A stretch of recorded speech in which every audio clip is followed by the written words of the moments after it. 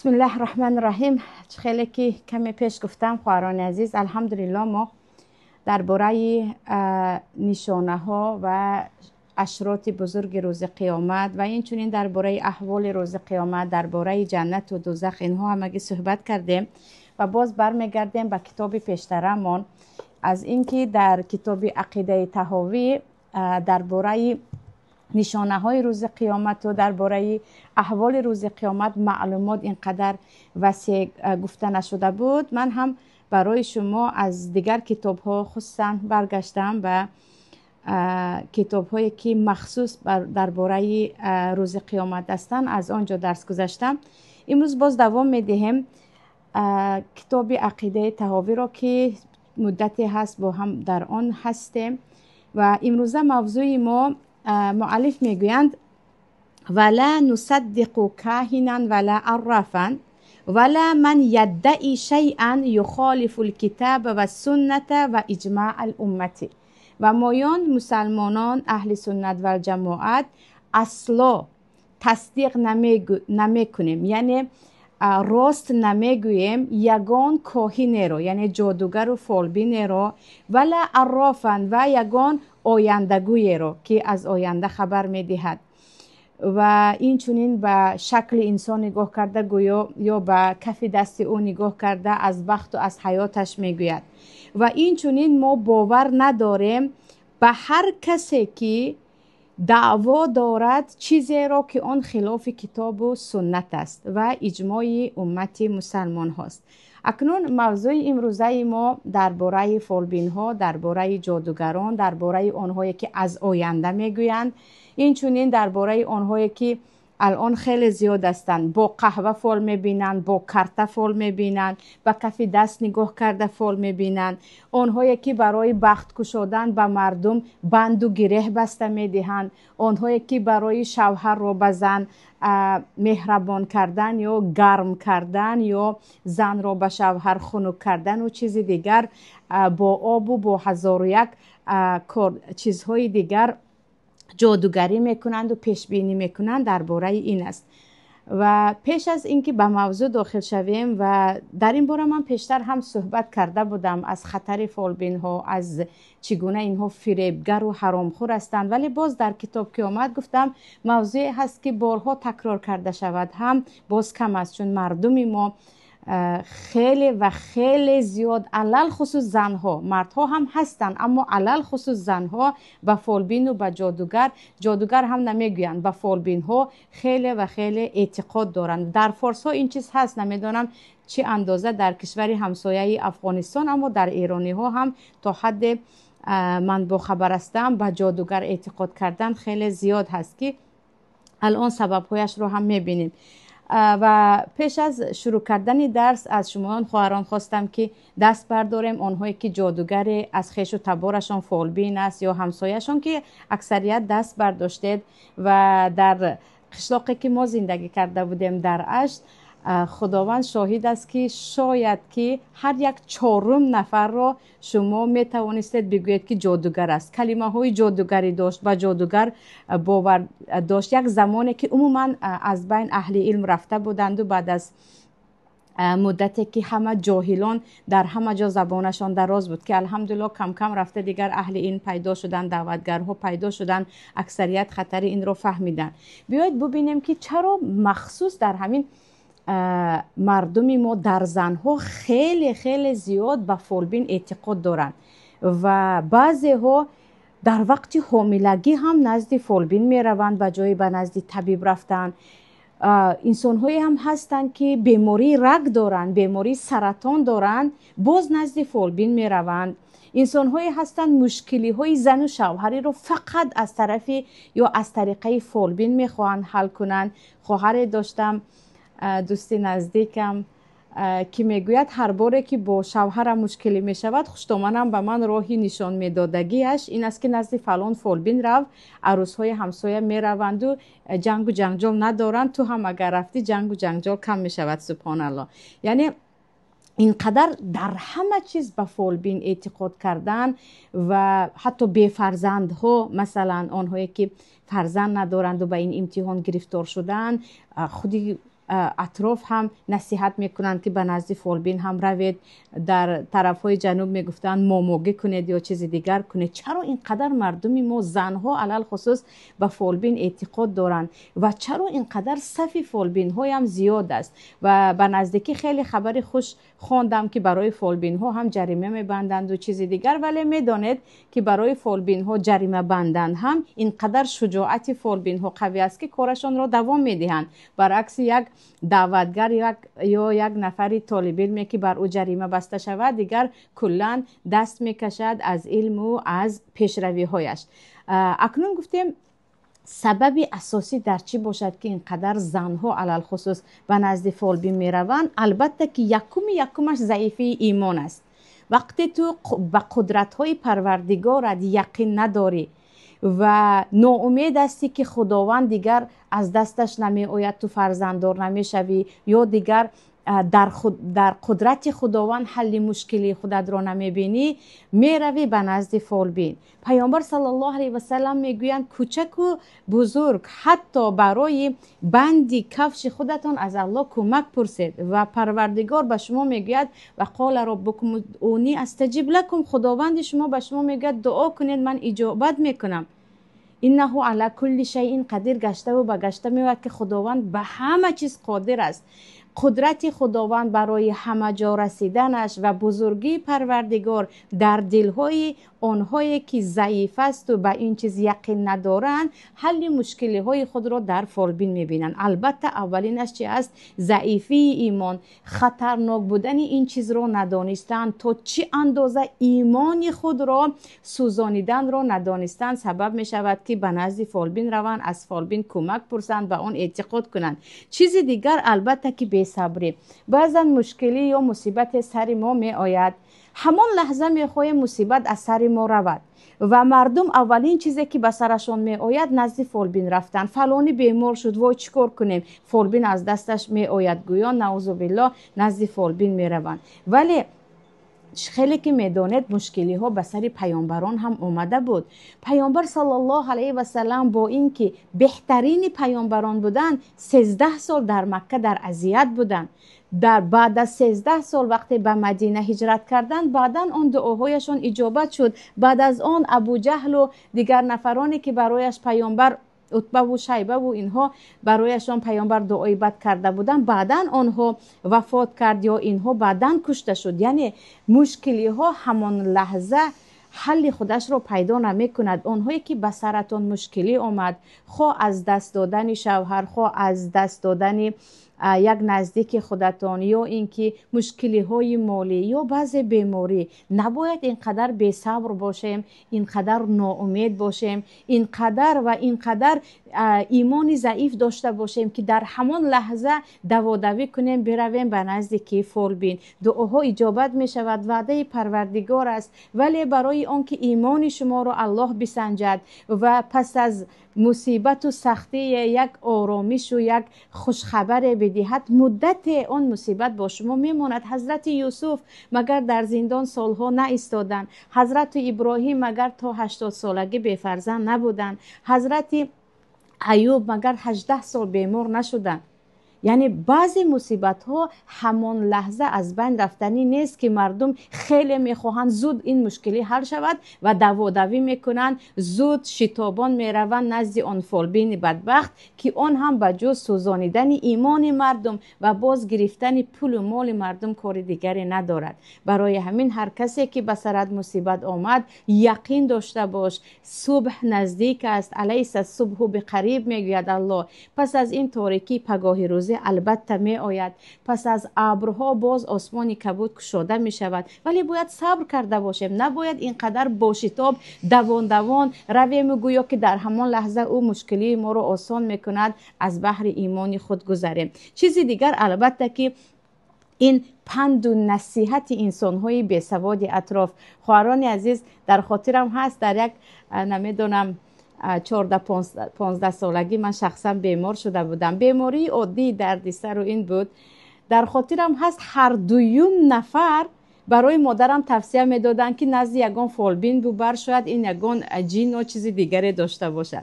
و والله اکثریت آنهایی که قدم به آستانه فالبین بدبخت می نهند همان نصیحت و توصیه های همسایه و خویش و تباران بیسواد بی ایمانشان است. نباید به هر یک نفری که گفت من نزد فالبین رفتم و شفا یافتم، من نزد فالبین رفتم و صاحب پول و خانواده شدم باور کنند و به نزد آن روند. یعنی توصیه های مردم بی ایمان، توصیه های مردم بیسوادی که آنها به فالبین اعتقاد دارند سبب می شود که مردم حل مشکلی خود را در فالبین بینند. اکنون ببینید سبحان الله، پیامبر صلی الله علیه و سلم می گویند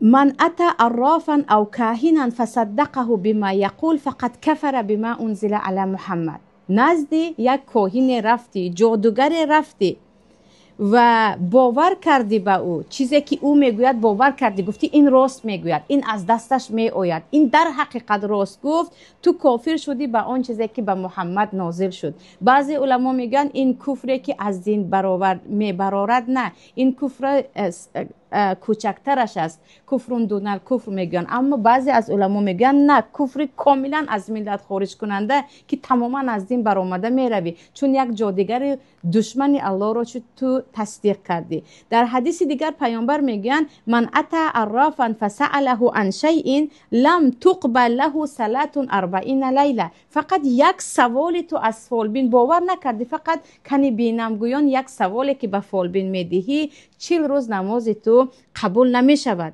40 روز نماز تو قبول نمی شود، که حدیث هم در مسند امام احمد است. و درباره کاهن ها که مثلا حتی در زمان پیامبر هم بودن که بعضی علما میگویند البته کاهنانی که پیشتر بودن قویتر از کاهن و فالبین های حاضره هستند که حاضره ها اکثریتش کلا دروغگو هست، حتی باجین هم کاربار ندارد، فقط یک راهی آسان پول کار کردن را یافته است. پیشتر کاهن های بودن که مثلا جادوگرانی که از آینده خبر میدادن، از تولد شدن بعضی پیامبرها، از این چیزها، و پیامبر وقتی از این چیز پرسیده میشوند میگویند آره جن به او چیزی را میگوید، او که با جن هم کار میکند، سپس 100 تا با آن همراه میکند و به مردم میگوید، یعنی به مردم میگوید.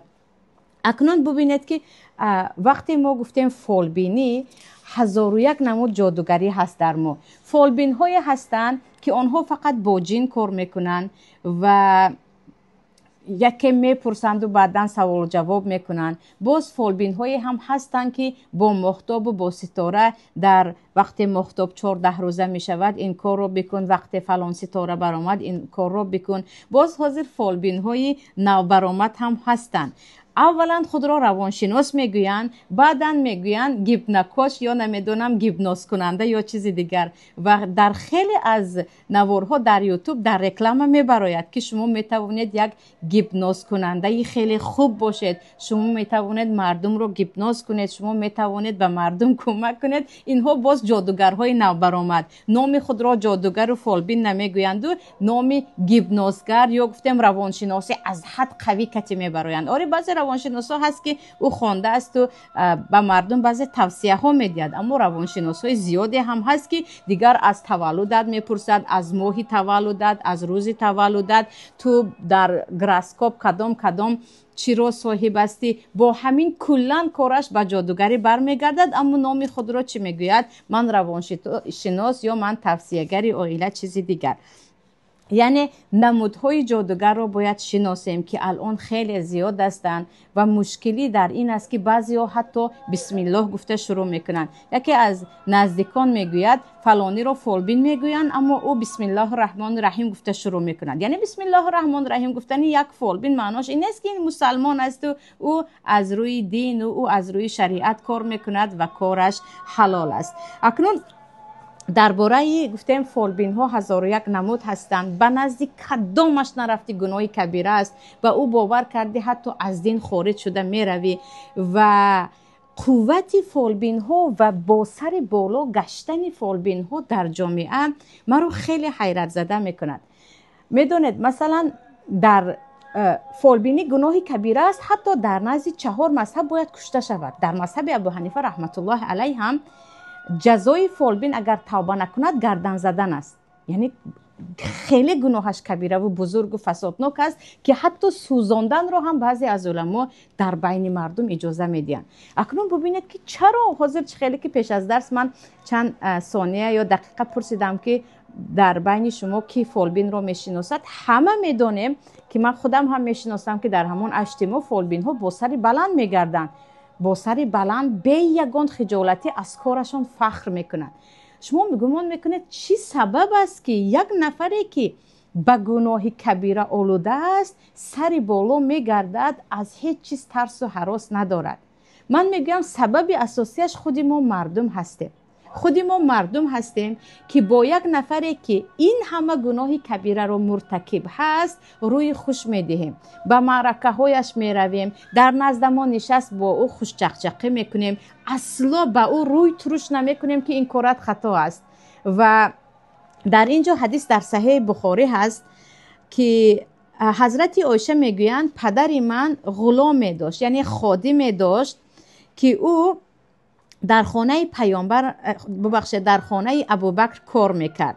روز میگوید همان غلام چیزی را آورد، خوردنی را به خانه آورد و پدرم از آن خورد. سپس آن غلام یا همان خادم و خدمتگار به پیامبر به ابوبکر گفت یا به پدرم گفت که آیا میدانی من این را چه خیلی خریدم، یعنی چیزی که الان خورده ایستاده ای. بعد در دوامش گفت که من پیش از مسلمان شدن در زمان جاهلیت جادوگری میکردم. من جادوگر نبودم، مردم رو فریب میکردم. من جادوگر هستم، من همه چی رو میدونم گویان فریب میکردم در حالی که نمیتوانستم این رو. سپس به یک نفر فال دیده بودم و او به من همین پول رو داد که پیشتر فال دیدم و من با آن پول بنامین خوراک را خریدم. حضرت عایشه میگویند فادخل ابوبکر یده فقاع کل شیء فی بطنه. همون لحظه که پدرم ابوبکر رضی الله عنه شنید که خوراکی که خورده ایستاده است از پول فالبینی هست، انگشتانش را به دهانش برد، تمام خوردهش را بیرون کرد، تمام خوردهش را قی کرد. یعنی خوراکی که از پول فالبینی هست حرام است، خوردنش حرام است، نباید در معده من باشد. گویان ابوبکر صدیق همه خورده خود را چیکار کردن؟ استفراغ کردن، یعنی بیرون کردن. و حدیث در صحیح بخاری است. اکنون ملت مسلمان تاجیک، خواهران عزیز، ببینید که کدام از ما خوراک یک فالبین را، دسترخوان یک فالبین را از روی تقوا که این از پول حرام آمده است از آن پرهیز میکنه؟ این گونه آدم را آیا یافته می شود یا نه که بگوید من نان فلانی را نمیخورم، او از حرام کار میکند، من چای فلانی را نمی نوشم برای آنکه او فالبین است، او با پول حرام این پول را دریافته است. حضرت ابوبکر همه آن را چیکار کردن؟ قی کردن که وای اگرچه این غلام بعداً مسلمان شده بود و دیگر هدایت یافته بود، همون پیشتر گناهی کردهش پول گرفتهش باشد هم. و در بین مردم با سر بلند فالبین ها گشتن و از کسی آر و ناموس نکردن سبب همین خود مردم ما هستیم که خیلی گفتم برایشان روی میدهیم، برایشان چهره خوش میدهیم که آنها از این کار خود فخر میکنن، خجالت نمیشوند، شرم نمیدارن. دسترخوانش مینشینیم، 1001 بهانه میکنیم که او چی کار باشد، او رو حلال خور یا گفتیم حلال کار گوییم. و این چونین دیگر حرام خورها هم ببینید در جامعه از همه زیاد سر کی پست است امروز در جامعه تاجیکی، در تاجیکستان خودمان از همه زیاد سر کی پست است؟ سر آنهایی که حلال خور هستند، با دست و با بدن خود حلال کار میکنن، نان خشک میخورن، حلال میخورن.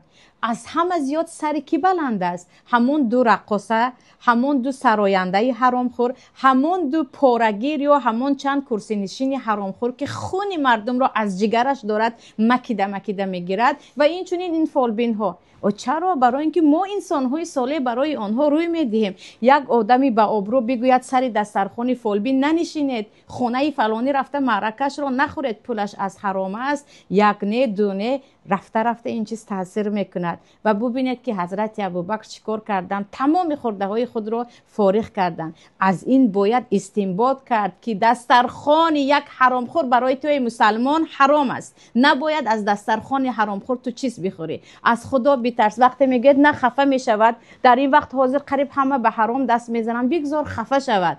پروردگار از تو راضی باشد. حدیث پیامبر است برای رضایت پروردگار کار رو ترک کردی، هم الله از تو راضی می شود هم مردم از تو راضی می شود. ولی ما خفگی میگوییم، هزار و یک بهانه میاریم. همین به نزدیکی بود با خواهری که خیلی خود را از اهل تقوا و دین میداند، درباره یک حرامخور صحبت داشتیم.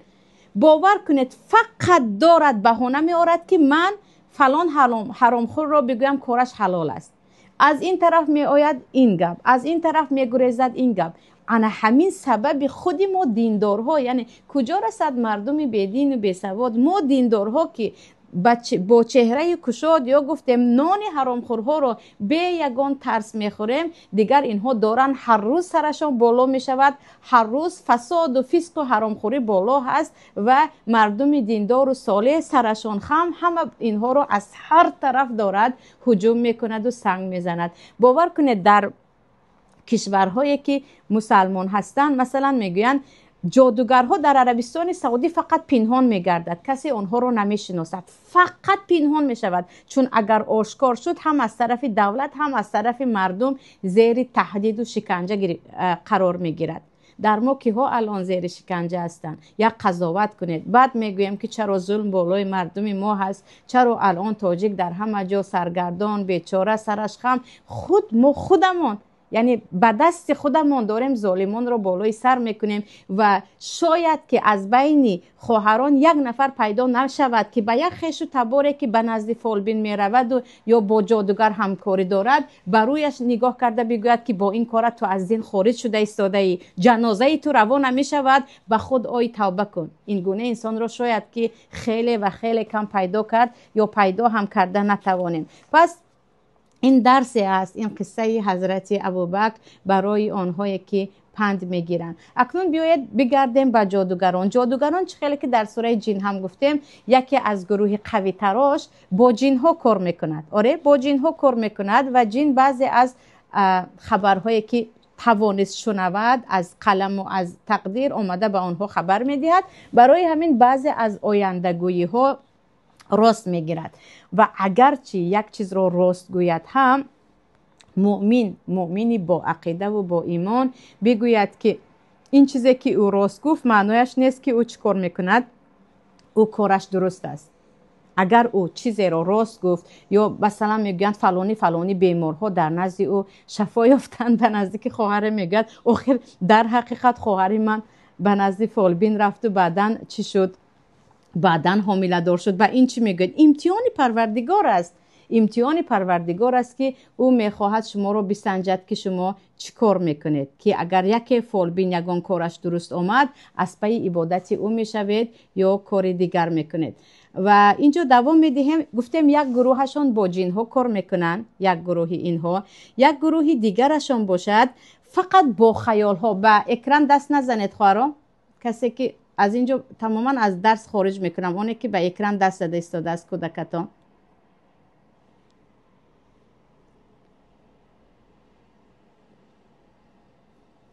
یک دقیقه خداوند هدایت کند این خواهر درس ویران کردنده.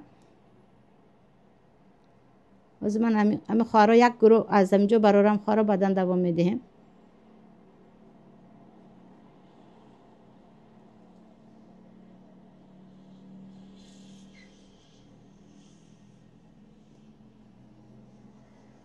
تمام برای آدم دیگه رحمیان ندهیم. بعد گفتیم یک گروهشون فقط با چی کار میکنن؟ با خیال بافی و با فریب کردن مردم. چه خیلی که این جادوگر هم به حضرت ابوبکر گفت که نه من دروغ میگفتم. حاضر در بین ما سبحان الله هر زنی که تقریبا جای کار نمییابد دیگر او خواب دیده میخیزد، دیگر او میتواند کرنه کند، خاکستر چرخ زناند، اسپند دود کند، از بالای آتش دواند، تومار بندی کند. اینها فقط دروغ و فریبگر هستند. یعنی زیادتر میبینید زنهای پیرزن این کار رو میکنن، یا اینکه بعضی زنهایی که تماما خانشین و هیچ سواد ندارن. اینجا ببینید که با این چیز، یعنی درباره اینکه این زنها چرا این کار رو میکنن، معلوم است که این زن چی است، بیچاره جای کار ندارد یا گفتیم درآمد ندارد، با همین راه فریب او میخواد پول کار کند. اما عجایبات در آن هست که چرا مردم به او باور میکنن. یعنی همسایه ها همه میدونن که این انسان هیچی نخونده است، خودش 1001 درد و بلا دارد، خودش 1001 مشکلی دارد، باز میگوین نه فلانی فولبین است، کنی برای بچه‌ام دعا کنید، کنی عروس من حامله نشده ایستاده است، برای این کار کنید. حیران میمونید برای مردم که چگونه میتوانند بروند و به این انسان باور کنند و اعتقاد کنند. یعنی گروهی کلانی جادوگران در بین مردم، چی در تاجیکستان چی در غیر این، فقط فریبگرها هستند. اینها چیکار میکنند؟ راهی پول رو میدونند که مردم خرافاتی، مردم درباره غیبیات یا درباره این گونه چیزها سواد ندارد، از بیسوادی مردم استفاده میبرند و پول مردم رو با همین راه میگیرند. به نزدیکی شاید در آزادی دیدم جای دیگر که خانه جادوگری رو کمی نوار کردگی هستند، در دهلیزش در باغچه پر از زنها قطار نشستن، همه انتظار هستند که الان نزد جادوگر میدرایم مشکلی های ما رو برآورده میکند. ولی چه خیلی گفتم، برای برآورده شدن مشکلی ها یکم با پروردگار زمین و آسمان رابطه برقرار کنید. دوم یقین دانید مشکلی ها بعضیش طولانی میشود، بعضیش زود گذر، ولیکن تمام چیزها در این دنیا گذرنده است. سوم خودت حرکت کن. یعنی خواهرانی که برای به شوهرم چهره من گرم شود گویان نزد فولبین می روید، چرا خاراکتر شوهر رو نمی آموزید؟ چرا خطاگی های خود را یک روز نشسته یک به یک به دفتر نمی نویسید؟ چرا مشکلی های خانواده تان را گشته و برگشته فکر نمی کنید؟ چرا از یک نفری باسواد نشسته مصلحت نمی گیرید؟ میگوید نزد فولبین می روم با دادن چای و نمیدونم چیزهای دیگر که آنها بعضی خوراک‌ها رو میگن فلان رو برده خوران دیگر زندگیت خوب میشود، فلان بند رو به فلان جا آویزان کن، یا یگان تومارک چیز دیگر میدهند، با همین گمان میکنن زندگیشون خوب میشود. شاید مدت زندگیتون خوب شود، شاید، یعنی اگر با جن و با کارها باشد، لیکن اون از بین میرود، اون از بین می رود، باز همان مصیبت و مشکلی بالای سر آمدن می گیرد. پس گفتیم گروه از فولبین ها کلن کذاب و عشیر هستند، دروغگو هستند و برای مردم، برای فقط پول کار کردن که آسان ترین راهی پول کار کنی هست، با این راه چیکار میکنن؟ داخل می شوند. و گروه دیگری هم هستند که اینها کاری میکردگیشان فقط خود را ملا گرفته صوف کردن. یعنی میگن ما دعا میخونیم، ما تومار میبندیم، ما با آب صوف میکنیم، چیزی دیگر. ولی بدانید که آره در اسلام دعا خواندن هست. پیامبر صلی الله علیه و سلم به نبیره های خود حسن و حسین دعا میخواندن. پیامبر صلی الله علیه و سلم هر دعایی که در آن کلمه های شرک نیست اجازه دادگی هستند. ولی دعاخوان که هست با عقل یک بار فکر کنید که نزدیک کی شما برای دعاخوانی رفته ایستادید.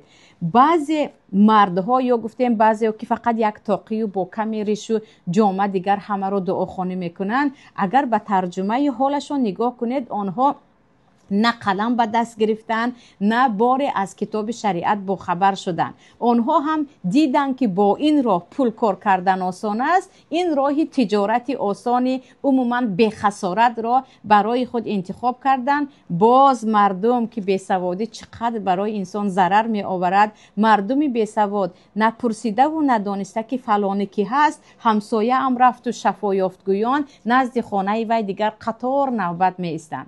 قطار نوبت میستن که فلانی دعاخوان است. دعاخوانی جایز است، اما اولا خودت باید دعاخوانی. دعای هیچ کسی مثل بیمار اجابت نیست. بیمار هم مظلوم است هم بیچاره است، دعاهای مریض اجابت است. باید اولا خودت دعاخوان. تو بیماری یا مادر هستی، برای فرزند دعاخوان، دعای مادر اجابت است، نزدیک کسی نرفته. اما گفتی نه برای قرآن خواندن، پس اهل قرآن را باید پیدا کرد، نه هر یک به سوادی جامعه به تن و به سرتاقی پوشیده را. چیزی دیگر، نفرانی هم هستند که در حقیقت بعضی چیزهایی را نشون میدهند که کسی آن را کرده نمیتواند. یعنی اهل نماز نیست، اهل دین هم نیست، اما بعضی چیزهای میگوید یا بعضی کارهای رو میکند که مردم میگویند دیگرها کرده نمیتواند. اینجا یک روایتی هست از امام شافعی که صدفی یکی از شاگردانشان میگویند، لیث یعنی عالم مشهور گفت به ما گفت که اگر شما دیدید مردی رو که در بالای آب راه میگردد، اصلا به اون در بالای آب راه گشتنش اعتبار ندهید تا زمانی که او به او کتاب و سنت را پیشکش کنید. یعنی اگر او از اهل قرآن و از اهل سنت باشد، شاید او از اولیای الله هست که بالای آب راه گشته میتواند. اما وقتی او نه از اهل قرآن است نه از سنت بخبر است و یکی دیدید که بالای آب راه میگردد، بدانید که یکی از لشکران شیطان است، یکی از جادوگران است. یعنی مبادا هر یک جادوگر را اولیا نگویید. معنیشان این است. امام شافعی این را شنیده میگویند، لیث میگویند کم گفته است. بل بدانید هر مردی را دیدید که در بالای آب راه میگردد، در هوا پرواز حتی میکند، مادامی که او به قرآن و به سنت عمل نمی کند، کارهای او خلاف قرآن و سنت است، عملهای میکردهش و او باور نکنید. پس نه همه را می شود اولیا گفت، نه همه را می شود گفت که او طبیب خلقی است، طبیب مردمی است. اول ببینید که او چیکار میکند. حاضر در اینترنت هم زیاد شدن و من شخصا هر کسی که به کسی کمک کرد، دعاخوانی کرد، چیز دیگر کرد و به مردم فقط رکلام کرد که بیایید به من کلینت شوید، مشتری من شوید تا پول من زیاد شود، اصلا او را از انسانهای صالح نمیدانم. انسان صالح همیشه خفی است، همیشه کارهای خوبش را پنهان میکند. اصلا خود را در بین مردم من جن خان هستم و من این هستم و من آن هستم گویان، رکلام کنان پول مردم را جمع نمیکند. اکنون ببینیم، گفتیم مردم در وقت مشقت ها اساسا به این روی می آورند. آره کارم اومد نکرد، یا برای بعضی ها میگویند برای اینکه به سفر برایم و کارم این بار خوب شود میروم و از فالبین یگان بند میگیرم، یا از جادوگر یا از همان بعضی نفرهایی که خود را اولیا میگیرند و دعای من اجابت است میگویند. در ما حدیث در صحیح بخاری است، یکی از حالتهایی که دعای بنده اجابت می شود توسل گرفتن به الله به عملهای صالحت. یک عملی را که خالص برای الله کردی، کسی از آن خبر ندارد، آن عمل بین تو و بین پروردگارت هست، آن را میگویی و دعا میکنی که خدایا خودت شاهد هستی، من فلان کار رو فقط به خاطر تو کردم، نه من برای ریا نکردم، برای خوشحال کردن یگان از بنده هایت نکردم، فقط کردم که تو از من راضی باشی. پس خدایا به خاطر آن عملی که فقط برای تو انجام دادم، دعای مرا اجابت کن و این حاجت مرا برآورده کن. یعنی با عمل صالح خود توسل کردن. حدیث در صحیح بخاری هست که کارهای ناممکنی محال را ممکن میکند. عزیزانی که خواهر و برادرانی که مادرانی که در مشکلی های سخت جای نمیابید که حل مشکلی شما پیدا شود، دویده نزد فالبین و نزد این کثافت هایی که حتی کافر هستند و باید از روی شریع اگر حکم شود کشته شوند، و جای به نزد اینها رفتن، همان پولی که به اینها میدهید به یگان بیچاره خود از اهل بیتتان باشد، خواه همسایتان باشد، خواه یک مریضی که در بیمارستان در پشت اتاق عملیات انتظار خیشش است، خواه یک قرضدار و درمانده که در زندان است و او در حالت وزمین است، به او همان پول را بدهید و دعا کنید که خدایا این پول را فقط برای تو دادم، برای رضاگی تو دادم، مشکلی های مرا برآورده کن. در اینجا دعاها اجابت می شود و مردم اون پولی که اون خرج و خراجاتی که چی از خوردنی باشد، چی از مال و از لباسه باشد، اگر به یک محتاج و یتیم میدادن، کیها مشکلی هایشان برآورده میشد، کیها آن دلهای سیاه و آن عقلهای پریشانشان مطمئن و خاطر جمع میشد. ولی ما چه خیلی گفتم بیسوادی اولا و بی ایمانی و باز هم همون رکلام اطرافیان که به نزد فالبین رو کارت هر می شود سبب گشته است که چیکار کنیم؟ دویده در مشکلی ها پناه ببریم به کثافتی اون فولبین ها و کثافتی اون دروغگویان که امروز حتی در یوتیوب هم خود را برآمده رکلام میکنن، در بین مردم با سر بلند میگردن و کسی نیست که به آنها بگوید حرامخور خوراک تو رو من نمیخورم، یا به او بگوید که هنوز هم وقت هست توبه کن. جادوگران فرعون توبه کردند و همون لحظه اگرچه به شهادت رسیدن داخل جنت شدند. برای جادوگران همیشه دروازه ها باز است. به جای اینکه ما به آنها نصیحت کنیم، دو جادوگر می نشیند و به ما نصیحت میکند. هر یک دویم زنی تاجیک یا در لباس داخلیش بند دارد، یا یگان دستبند دارد، یا یگان تومار دارد که با آنها میگویند این مرا نگه میدارد. کی داد؟ فلانی. بعضیا از ترس اینکه بگویند جادوگر، فلانی میگویند یک خلیفه داد، فلانی یک مولا داد. نه، مولا از پای این کارها نمی شود، آدمی دیندار از پای این کارها نمی شود. این کارها را میکنن همون جادوگران یا جادوگر صفتانی که نام خود را عوض کردن. و چیز دیگر گفتیم درباره جادوگران، سبحان الله اینقدر این کار خطرناک است که پیامبر کسی که به نزد او رفته او را باور میکند به من کافر است میگن، او به من باور ندارد و خود آنها را در 4 مذهب حکمشان حکم کشتن است. یعنی از وزمین ترین حکم ها در شریعت برای آن جادوگران است، برای آنکه در روی زمین فتنه میکنند، چه عائله های را ویران میکنند، چه بدبختی ها سر مردم میآورند و این چنین چقدر پول و مال مردم را با فریب میگیرند. پس باید به خود آییم گناه بزرگ بودن این عملی پست ناچیز و ناکسی را هم خود دانیم هم به دیگران گوییم. و این چنین عزیزان یک مشکلی ما ترس از فولبین است. چند سال بود فولبین در یکی از همان برنامه های روسی برآمده به دشمنش میگه تو نمیدونی بالای سری تو من چقدر مشکلی ها میارم و یعنی بر اعلا چی میکند؟ تهدید میکند. مردم ما از اعتقاد به فولبین داشتهشان باز ترس به فولبین داشتهشان زیاد است. یعنی ترسی که از فولبین دارند خیلی زیاد است. مردم میترسند این فلانی جادوگر است، همه کار رو کرده میتواند، فلانی جادوگر است این کرد و اون کرد.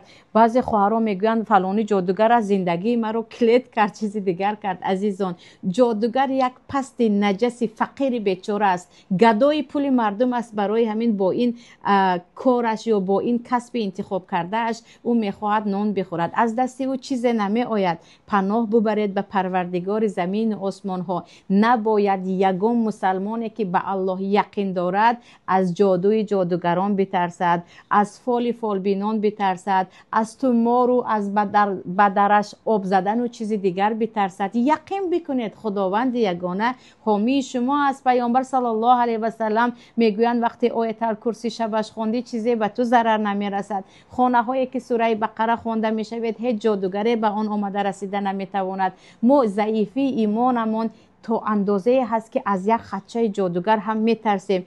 بعضی خواهرها یک خدشه روان میکنن، وای من چیکار کنم، من این رو از خانه پیدا کردم، من در خانه‌ام گرمی یا خنکی چیزی رو دیدم، اکنون خانه‌ام ویران میشود. چرا؟ مگر او تقدیر ساز تو است؟ قسمت و حیات تو مگر در دست تو است؟ بگیرید و بسوزانید و یقین کنید از دست جادوگر هیچ چیز نمی آید و جز ضرر رسانیدن به خودش. و آنی که به الله یقین دارد نباید نه از زنده نه از مرده جادوگر بترسد و یقین بدانید هر یک جادوگر جزایش فقط در آخرت نه، در دنیا در پیش چشم مردم هم هست. رسوا شدن جادوگران را از اول همه میدانند. از بدبختترین انسان ها جادوگرها در بین مردم هستند، یا دختری رسوا دارن یا فرزندی یا خانهشان، ولی باز چیکار کنیم که مردم به آنها اعتقاد دارن؟ آن هم از ضعیفی ایمان چه خیلی گفتیم، آن هم از بیسوادی، آن هم از کم بودن رابطه ها و آن هم از این که ما از یک انسان دوپایه‌ای که همسایه من هست شاید به مراتب هم عقلا و هم جسمن از ما پایان باشد، از او برای خود یک خدای میسازیم. این بود درباره جادوگری و ایمان داشتن به آنها و خطرهای آن. الله نصیب کرده باشد درس دیگری عقیده‌مان انشاءالله صحت و سلامت باشیم. درباره اتفاق بودن یا اتحاد بودن مسلمان ها و دور بودن از تفریقه و از بدبینی است که صحت سلامت باشیم و این هفته انشاءالله میگیریم.